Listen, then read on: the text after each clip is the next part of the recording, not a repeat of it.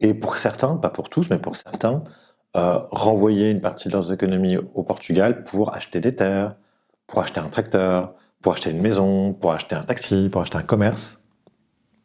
Souvent partir pour mieux revenir.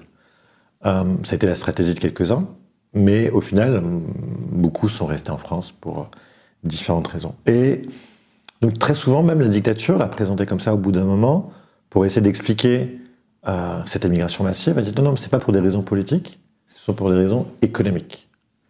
En disant, notamment, Caetano l'explique, il y a eu l'immigration italienne vers la France, espagnole vers la France, turque, algérienne, etc. Donc c'est purement économique de la périphérie de l'Europe vers le centre. Le problème de cette explication, c'est que ça rend très perméable les motivations économiques et politiques.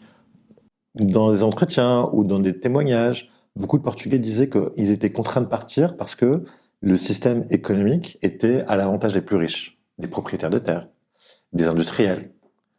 Et certains avaient assez conscience que la politique économique menée par la dictature depuis plus de 30 ans était très inégale, renforçait les inégalités, et donc le politique et l'économique ne sont pas aussi distingués.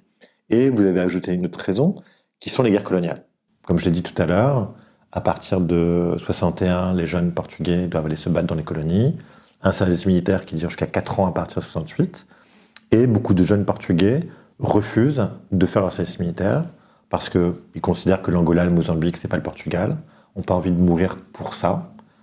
Certains qui vivent à la campagne, pour eux, l'État c'est loin, les colonies c'est loin, ils ont d'autres stratégies. Et d'autres, tout simplement, se disent 4 ans de ma vie, non, il n'en est pas question. Et donc décident de partir principalement vers la France.